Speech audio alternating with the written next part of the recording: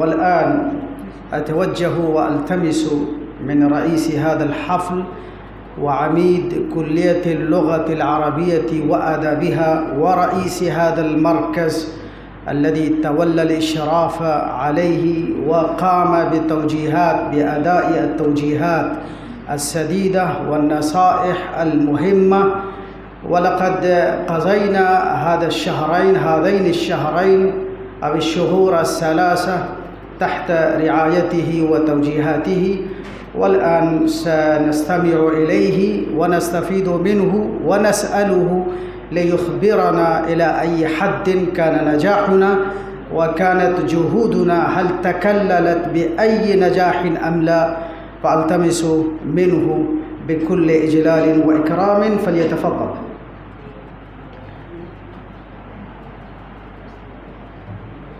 احتراما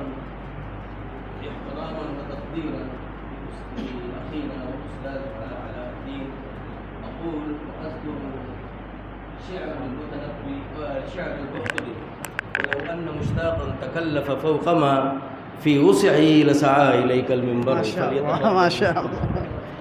الله.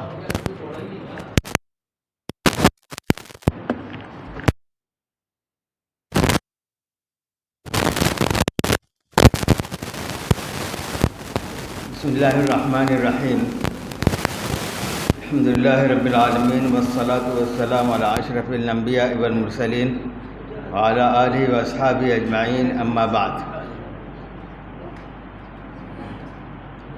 كان من حسن حظنا نحن معاشر المشرفين على برنامج التحدث باللغة العربية، من سعادة حظنا أن الله سبحانه وتعالى أرسل إلينا الأخ والصديق الحميم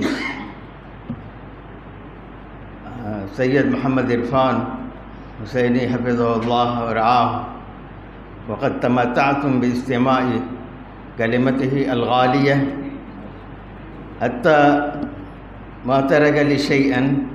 الإنسان حينما يكون جالسا باسم الرئاسة على كرسي الرئاسة ودائما يستمع البرنامج أقل قليلا ويتفكر ماذا سيقول في كلمته الرئاسية.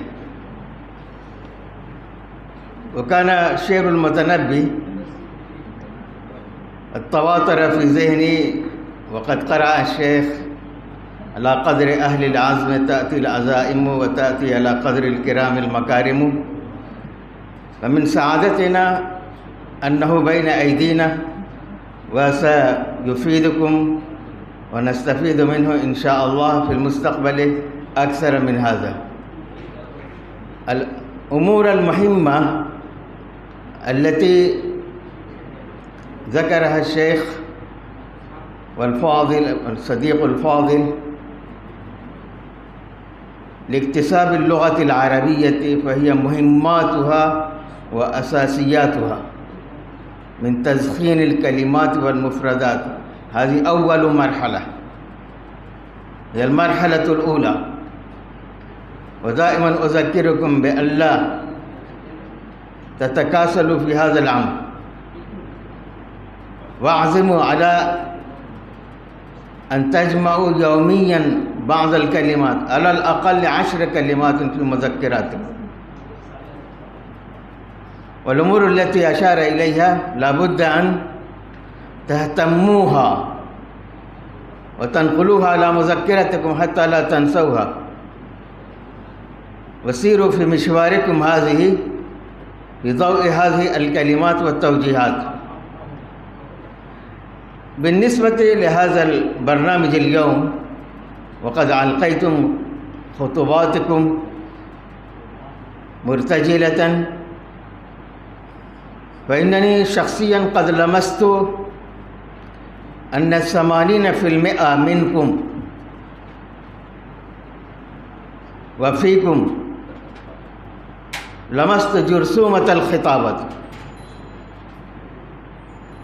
ويا ليت لو تقوم طائفة منكم من يهتم إلى الخطابة ويهتم إلى الدعوة ويعدوا أنفسهم للمستقبل كدعاة خطباء. فالعالم يا إخوان مجال واسع، لو تكونوا دعاة خطباء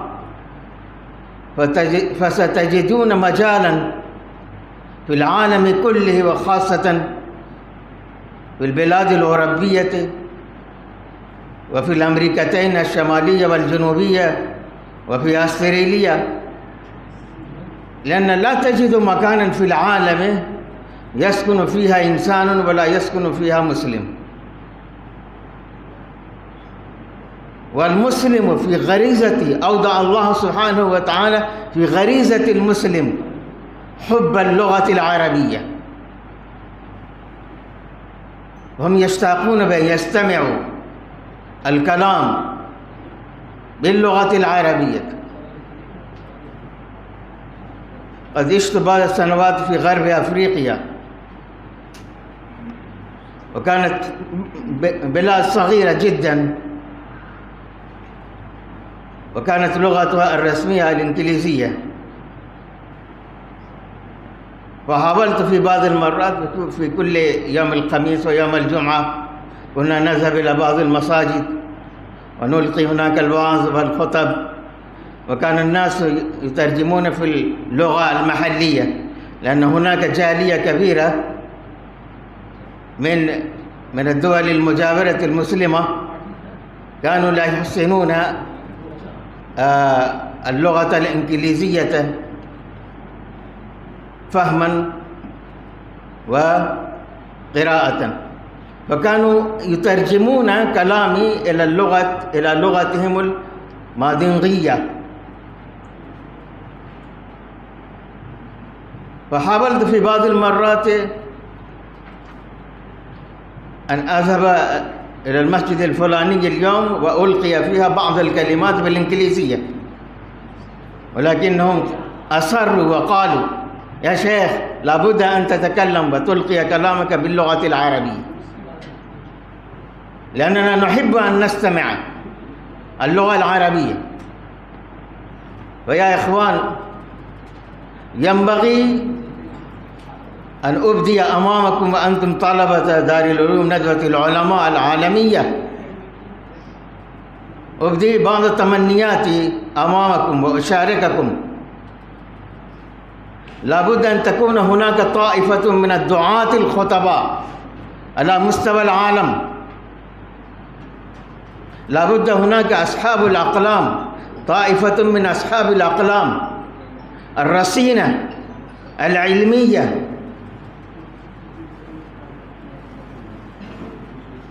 لأن من فضل الله سبحانه وتعالى ندوة العلماء ومنهاجه الفكري ومنهاجه الدراسي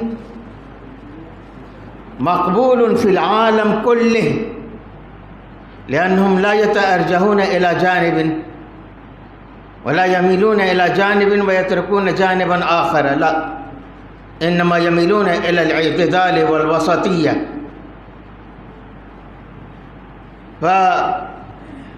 فكلامكم مسموع في أي قطعة من العالم، ولا بد أن تعدوا أنفسكم كدعاة خطباء وكدعاة باحثين موضوعيين علميين، لأن العالم يحتاج إلى ذلك. حتى العالم العربي هي مجموعة دويلات، ولكل دولة مصالحها الذاتية السياسية، ولكن حينما تخاطبهم أنت أيها الندبي وهم يسمعون كلامك بكل رغبة بكل شوق. ولهذا أرجو من الله سبحانه وتعالى أن يوفقكم إلى أن تعدوا أنفسكم نظرا إلى العالم. العالم يحتاج إلى أمثالكم من الدعاة والعلماء المتسمين بالوسطية والعدالة. وهذه رسالتي لكم اليوم، وأرجو أن يحقق الله أمنيتي وأن يحقق الله أمنيتكم،